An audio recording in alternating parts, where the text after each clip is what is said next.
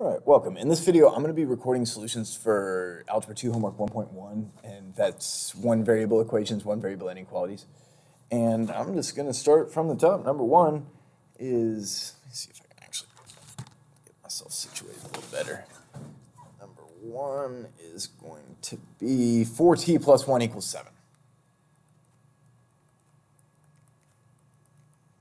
So I need to do the same thing to both sides to solve the equation. I'm going to start by subtracting 1. Okay, that's going to be 4t equals 6. Then I'm going to divide both sides by 4. And t is going to be 6 divided by 4. And at this point in the course, I think it's a good idea that we simplify our fractions, especially when it's pretty obvious too. I'm going to 6 divided by 4, both even numbers. I can divide both of those numbers by 2 and reduce the fraction. So that'll be 3 divided by 2. Okay.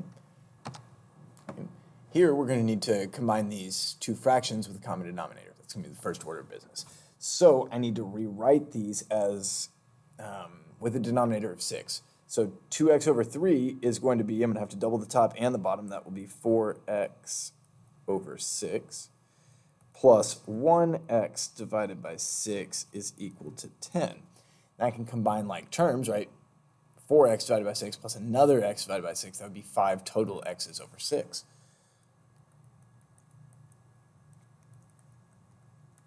And now I'm going to multiply both sides by 6 to get rid of that denominator. And so I'll have 5x equals 60. And then I can divide both sides by 5, right? And I'll have that x is equal to 12.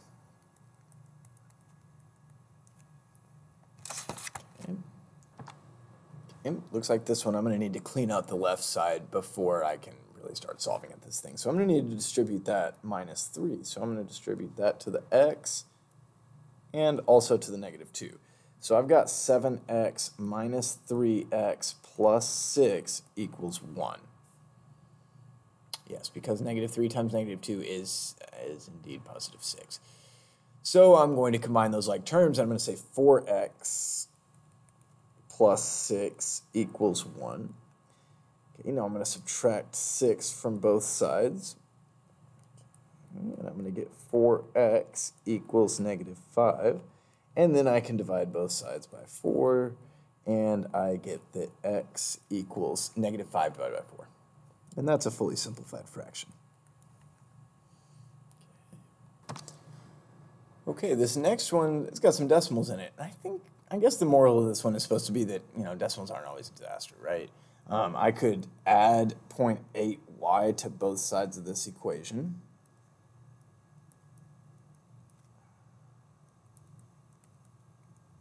And if I got 0.2 and I add 0.8, that's going to be 1. Okay. So, and now if you wanted to, I don't know, say add 3.7 to both sides in the same line, you can do that. I'm just going to go one step at a time in case you're trying to follow along with me step by step. So that would be 0.3 equals 1.0y, which moving forward I will just write as y, because that's just one y, minus 3.7. Okay? Then I'm going to add those 3.7s to both sides.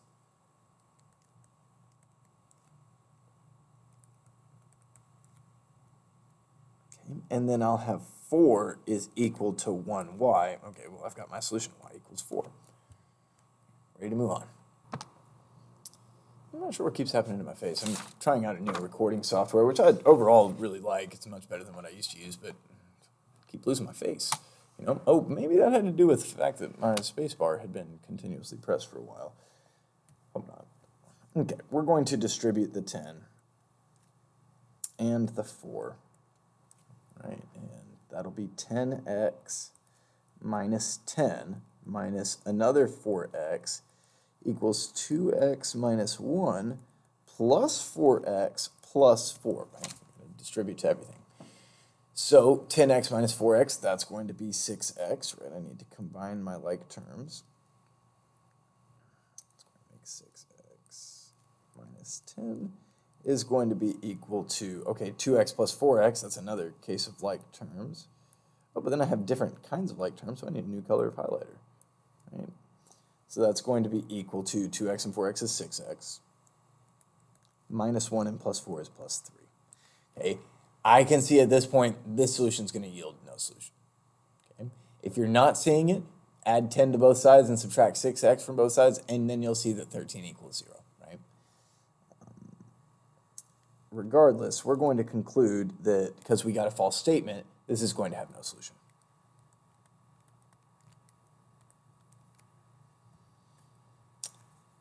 Right, and I'm betting that number 6 is infinitely many solutions. So on this one, we're going to start by distributing, right, the 8 over the t and the plus 2. We'll distribute the 7 over the t and the plus 2, so that would be 7t plus 2 times 7, that's 14. And then, oh, another one, 2 and minus 2t. Okay, so I'm going to have a lot of like terms to combine, right? I'm going to have 8t minus 3t, that's going to be 5t. And this is going to be 5t, also plus 16. So 5t plus 16 equals 5t plus 16. I could subtract a 5t and subtract a 16 from both sides and get 0 equals 0, or I could see that it's just the same thing on both sides, and I'm going to say that this is true for all real values of t.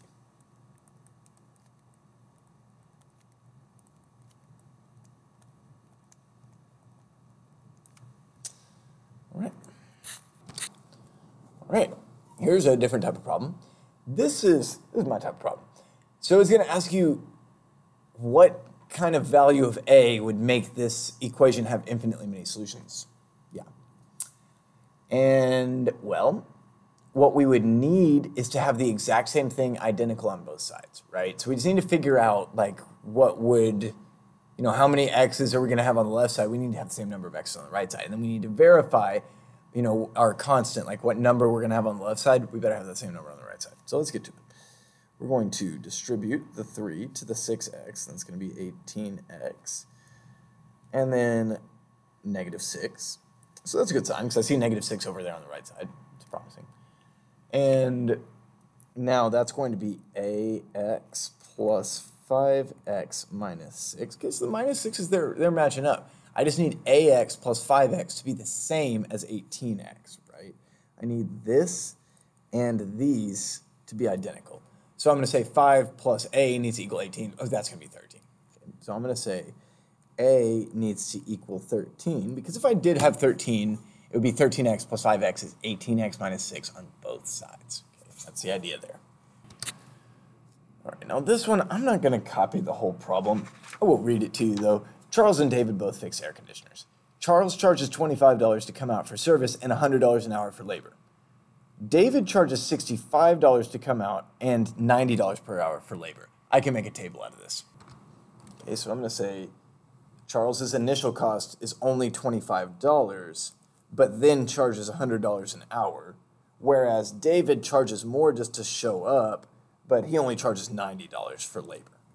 Okay? And now we're going to say X is the number of hours needed to fix your air conditioner. Find the values of X for which Charles's charge is less than David's charge. Okay, so we just need to write an expression for their charge in terms of X, the number of hours they worked. We're going to do that. Okay, so we're going to go over here, and we're going to say, okay, we want Charles's charge to be less than David's charge. Okay, so I'm just going to start with that. And then I'm going to write, what is Charles's charge? Well, he charges $25 to show up plus $100 times the number of hours, right? So it's going to be 25 plus 100x is got to be less than, we're interested in the times where Charles is less than David, and that's going to be less than 65 plus 90x. We know that x needs to go on the per hour charge, because think about it, if they came out for 0 hours, but they still came out, they'd be charging you $25 and $65.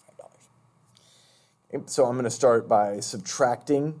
Okay, I'm thinking to avoid the situation where I'm dividing both sides of the inequality by a negative number, I'm just going to subtract the 90x from both sides.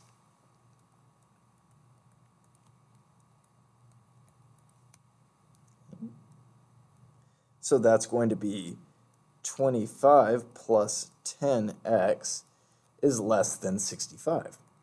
Okay. And then I'm going to subtract 25 from both sides. I'm starting to run out of room, but that's all right. You can always let's just make this smaller. Oh, can't scroll that far. And then I'm going to say 10x is less than 40. Then I can divide both sides by 10. Or multiply by 1/10, however you feel. And 40 divided by 10, we know that's 4. So this is true. Charles's charge is less than David's charge, just provided that x is less than 4. Okay. I believe at 4 hours, their charges would be equal. I think you'd find, yeah, it's going to be $425 for both of them. Yep, 360 plus 65 is also 425. Okay, yeah, that's the deal with that. All right, now we're moving forward. We're going to do some inequalities. Okay. Just solve the inequality, and we're going to give our solution as an interval, as an inequality, and as a sketch on the number line. Okay, that's good. That'll be good practice for us. So we're going to start by just solving the thing. So this is going to be, I'm going to distribute 4x minus 12 plus 1 less than or equal to 10. Okay, so negative 12 plus 1 is negative 11.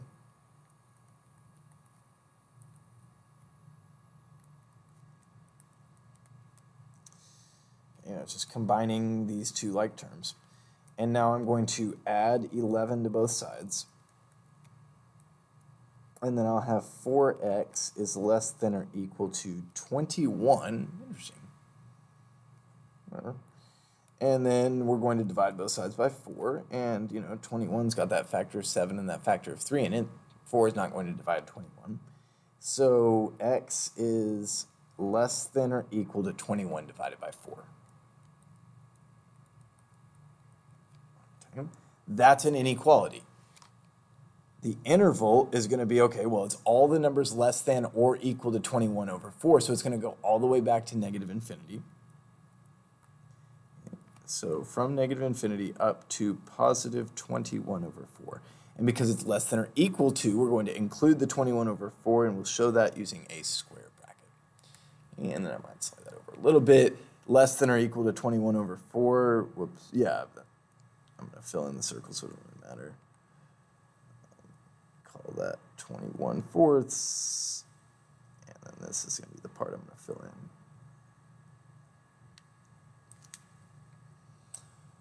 And you can't see the right side, but if I were to zoom out, you'd see. That's what you would expect. All right, on this one, this will be a good example of why you would need to reverse the direction of the inequality when multiplying by a negative number. Okay. So we're going to start. I'm going to attack this problem two different ways, right, to show you that it's essentially the same. Okay, we're going to start by subtracting 4 from both sides. And so now I've got negative x is greater than positive 1. Think about that. That's another reason why dividing by a negative number. Think about what would happen if you take a number and you make it negative, and then after you make it negative, it's bigger than 1. Think about what kind of numbers that would work for, like negative 5. We can make that negative 5, that's positive 5, that's bigger than 1. And any of the numbers that you could make negative or multiply by negative 1 and have them end up after the multiplication by negative 1 being bigger than 1, it's all numbers that are less than negative 1, more negative than negative 1. So if I multiplied by negative 1, then that's when I'm going to reverse the direction of my inequality. Okay. Alternatively, I might be saying, I don't really want to mess with that. And I don't have to, so I don't want to. What we could do instead is we could say, all right, I got negative x plus 4 is greater than 5. Let's add x to both sides. Okay, and now I got 4 is greater than 5 plus x, or x plus 5, however you like it. Then I'm going to subtract 5 from both sides. And we'll get negative 1 is greater than x. And it's like, well, I thought x was less than negative 1. And then when you think about it, you realize, okay, well, if negative 1 is greater than x, that means x is less than negative 1. Okay. And so that's just kind of a short, quick version of why you reverse the direction of the inequality when you multiply both sides of an inequality by a negative number. right?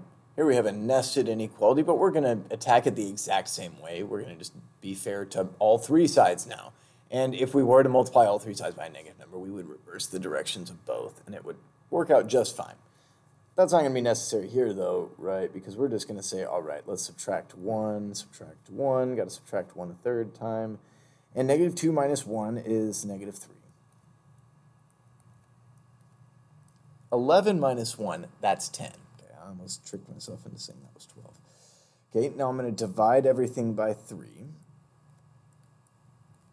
And so I'll get negative 1 is less than x is less than 10/3. I'm realizing I just solved only one of them without doing the sketch in the interval.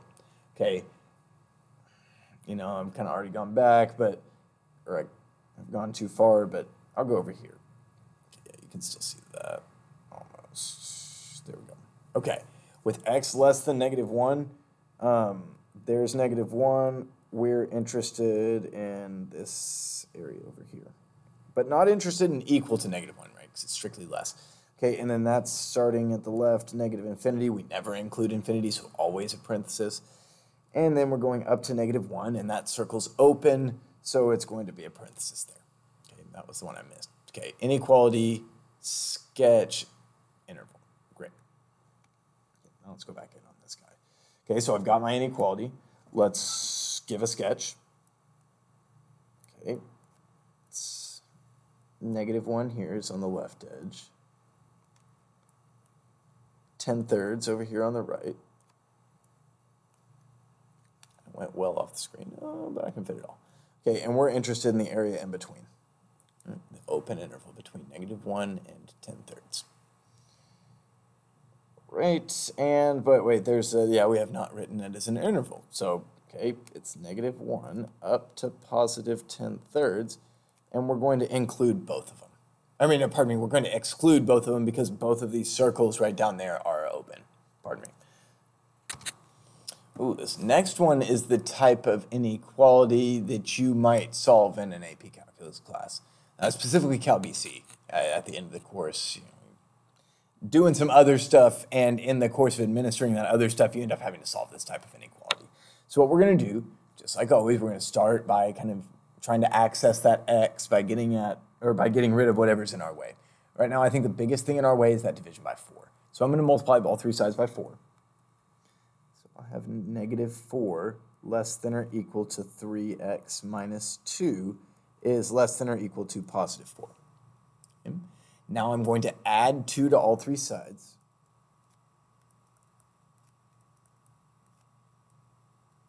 I'll have negative 4 plus 2, that's negative 2. Is less than or equal to 3x is less than or equal to 4 plus 2 is 6. Now I need to divide everything by 3, but who knows, maybe I'll multiply by 1/3. Doesn't really matter because I'm not dealing in a bunch of fractions here. But once I'm done, I'll have negative 2/3 less than or equal to x less than or equal to 6/3 is 2. That's my inequality. If I want to draw a picture of this on the number line, I'm going to just put in 2 filled-in circles, going to accentuate the middle area, and say, okay, this left edge, that would be negative 2/3, the right edge would be 2. And if I wanted to write it as an interval, I would say, all right, it's negative 2/3 up to 2. I'm going to include negative 2/3, and I'm going to include 2, right, because they're filled in circles because they're less than or equal to's, and just write it like that. Right. The next 3 problems are kind of some applied geometry problems, and I like these. These are good. The perimeter of each of these next 3 is going to always be 20, so it's like, what's the value of x? Now, at this point, I don't know, maybe you're good with all this and you just tuned in because you couldn't remember the perimeter of a circle, also called the circumference. There's no shame in looking it up, right? That's why I didn't put it on the worksheet, right? Because I figured if you didn't know, you could just use your device that you're probably using to watch this video to look up the circumference of a circle, right? No shame in doing that, especially on the homework, right? If I wanted you to know the formula, I would have given it to you in line with the question, right? And if this was like a quiz or a test or something, I would give you the formula because this is an algebra class, not a geometry class, right? I don't need you to have memorized everything you ever learned last year. That's not how it's going to go. Because there's some people in my class that are presently in geometry, so at the same time, so maybe they haven't covered this yet. It's not a big deal. Circumference equals 2 times pi times the radius. Okay, so the circumference, also known as the perimeter, I'm going to write that's 2 times pi times the radius. Okay, so the circumference is 20 because the perimeter equals 20 for all of these shapes, is equal to 2 times pi times the radius, which is x. Okay, so I need to divide by 2 pi. Okay. And so maybe what I'll do is I'll start by getting rid of the 2. It's like, oh, what do I do? This is pi. So I'm going to divide both sides by 2. And I'll get 10 equals pi multiplied by x. And pi is just a number, right? It's between 3 and 4. It's like 3.1 something. So if I want to find x and it's multiplied by pi, I just need to divide both sides by pi.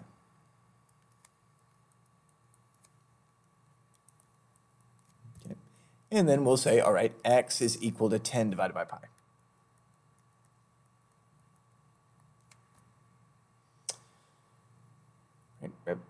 Value of x, that's all I'm looking for. All right, this next one's an isosceles triangle, which means that the 2 legs are the same. My drawing of it was horrible, so I just kind of gave those little tick marks to indicate, okay, the left side and the right side are equal, congruent, or whatever you called them last year. I haven't taught geometry in a very long time. So we're going to say, okay, the total here, when we add them all together, it's 2 plus 2x plus 1 plus another 2x plus 1 for that third side. We combine these all together and we're going to get 20 because the perimeter is 20. So I just kind of need to combine my like terms. Okay, I've got positive 2x and another positive 2x. That's going to make positive 4x. Then I'm going to have plus 2 plus 1 and another plus 1. That's going to be a total of plus 4.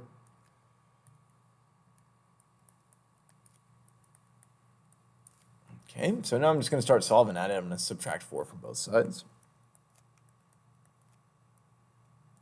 And so that'll be 4x equals 16. Now I'm going to divide both sides by 4. And that will be x equals 4. So x equals 4 gives you a perimeter of 20. All right, now the last of these geometry problems is a rectangle where the sides are 2 sides of x minus 5 and 2 sides of 2x plus 3. So what I'm going to do, I think I'm going to say, all right, 2 of 2x plus 3 plus 2 of x minus 5, those combine together to equal 20. Okay. And then I'm going to distribute, right? So that's 4x plus 6.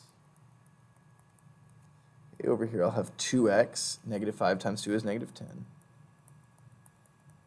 And that's equal to 20 in total. Okay, I'm going to combine the like terms, right? The 4x plus 2x is going to total up to 6x. And then the plus 6 and the minus 10, I believe that'll be in total minus 4. Oh, gotta have my highlighter. And those are going to combine together to equal 20. Okay, so I'm going to add 4 to both sides. I'm going to make this significantly smaller. So plus 4 and plus 4, that's going to be 6x equals 24. No, not again. Well, looks like x is going to be 4 one more time. Okay, so times 1/6 times 1/6. Just jumped over there. And so yeah, x is going to be equal to 4. It's not the most exciting set of problems ever, but I think there was good algebra in there. I think I got one more problem for you. All right, so I always like this type of question. Elaine worked hard in the first semester of her English class and earned a score of 85 and 88 in the first 2 quarters. Is it possible for her to get an A by scoring high enough on the semester exam using the kind of percentages that we use at the school I work at, which is 45% quarter 1, 45% quarter 2, and 10% midterm? Probably not, is what I've learned since they made that switch to where the midterm doesn't really count for very much. You can't really make up much ground, which is unfortunate for the kids that are failing my class, right? But, you know, we have other ways to work around that. It's also hard to turn a B into an A, right? Which is kind of the idea of this semester exam. But this is not my time to editorialize on relative weights of grades, right? We just want to solve this problem. Oh yeah, so I was writing down here Elaine's report card. That's 85 and 88. Okay, and the exam, maybe I'll call that X. All right, we've been calling our variables X here today, so we can just keep doing that. So what I'm going to do is I'm going to say, all right, 45% of quarter one, okay, so 45% is 0.45, multiplied by the quarter one score, that's 85, and this is going to require the use of calculator. That's okay. I mean, unless you're like really good at arithmetic, and if you are, good for you. Solve it with arithmetic. I'm just not going to. Let's see, what am I looking at here? Oh yeah, I was going to move this so it's a little more workable with my face. Okay, 45% of 85 plus 45% of 88 plus 10% of X. What's it gonna take for this to be greater than 90, right? Yeah, get an A, so greater than 90. If you want to solve this using 89.5 as the cutoff for 90, be my guest, right? You probably get a slightly different answer, but categorically you should probably get either we'll both get yes or we'll both get no. Okay, so 0.45 times 85. Just a second, I just remembered I can put this on my screen now. Yeah, again, this new recording software it's great. Okay, so I'm going to do 0.45 times 85 plus 0.45 times 88. And if you think about it, oh, I don't like that. Hold on. Okay. No, I don't like where this is going. 0.45 times 85. Okay, that's 38.25. Okay, and then I'm going to clear this out because it was trying to combine operations. 0.45 times 88, if it was a TI-84, I'd have been good to go. That's 39.6. Plus 0.1x needs to be greater than 90. Okay, and I think we should probably add this 39.6 to 38.25 because I'm very arithmetic error prone. So that's going to be 77.85 plus 0.1x is greater than 90. Okay, so I'm going to subtract 77.85 from both sides. So I'm going to clear out this calculator. 90 minus 77.85, okay, and that'll be 1215.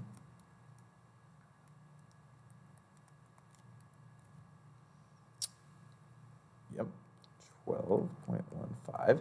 And then I'm going to divide both sides by 0.1x, which if you think about it, dividing by a tenth, or not by 0.1x, that would not make sense. Okay, I'm going to divide both sides by 0.1. But if you think about dividing by 0.1, that's the same as multiplying by 10, right? Dividing by a tenth, keep, change, flip, however you think about it.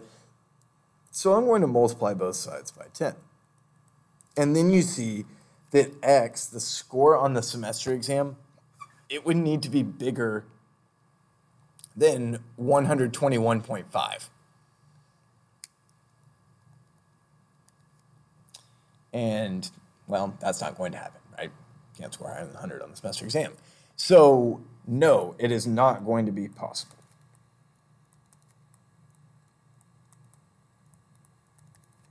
And that's going to be all the problems I got for you for today. So, thanks for watching.